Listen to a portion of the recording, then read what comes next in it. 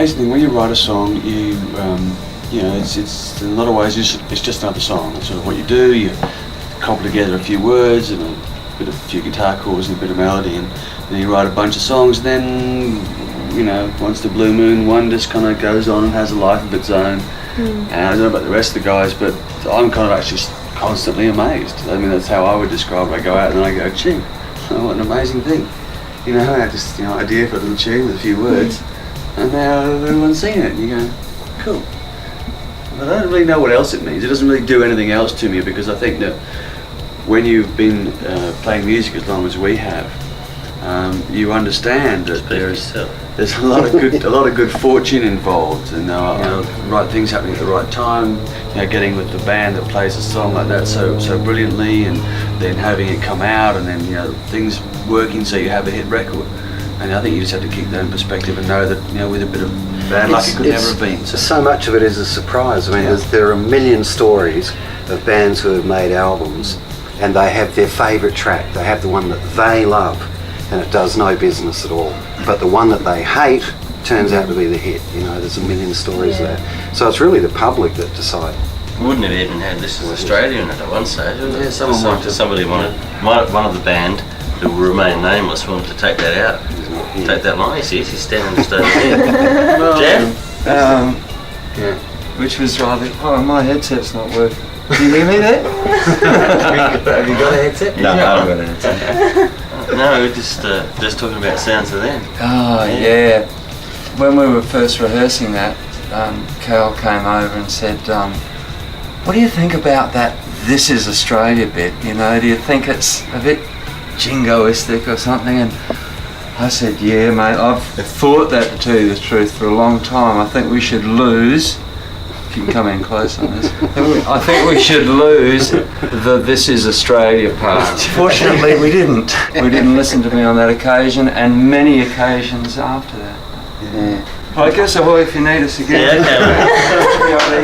No, this is our new single. It's called Nomadsland, and it's the GANGgajang version of the Robbie James orchestral version of a previous version that was actually recorded by him some versions earlier.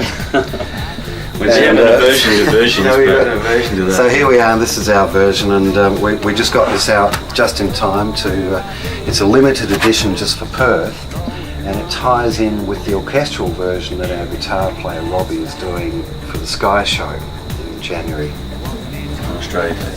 On Australia Day. We will also be playing there under our version. Yes, we will play our version. This version will be played too, which is also on here, track 2 on this one.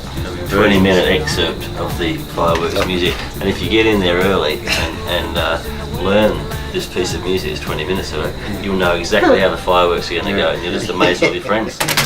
It began when I wrote a song for Wendy Matthews, a song called a homecoming song for Susanna Castaway, which was about the women of the First Fleet, and I wrote that song and realised that this song is bigger than one song. One day I would probably extend on the whole thing. I didn't know when it would happen, but a few years later I was writing a bunch of sort of orchestral instrumental music, a suite of bits of stuff, and I just started singing lyrics and singing melodies over the top, and the Susanna thing started to come, and Nomadsland ended up being the final song on it. And GANGgajang have recently started to make an album, and that song was always a GANGgajang type of song. And it was pretty much we got the album 3/4 of the way finished, but I guess Nomadsland was the most finished of all of them. And then the Sky Show thing got offered to us. They heard the version of it on Susanna Suite. It's getting very confusing, there's so many versions of it. They heard the version of it on the Susanna Suite and thought that would be perfect for the Sky Show to celebrate the Centenary of Federation and all things Australian. So they actually asked me to write a 30-minute version of it with, quite blown out big things so they could orchestrate the whole Skyworks fireworks show to it. And so that it came about, and then GANGgajang had this song Nomadsland as well finished, virtually finished, so we thought, well, we might as well release it as a single. The record company said, your new single is out, but you're only going to have 2 tracks on it. It's not really enough for a single. But the first track is 3.5 minutes long, and the second track is 20 minutes long. So it's good value. 24 minutes of music quantity. for the price of a single. You can't argue. I don't mind the quality, feel the width. You can't argue with that.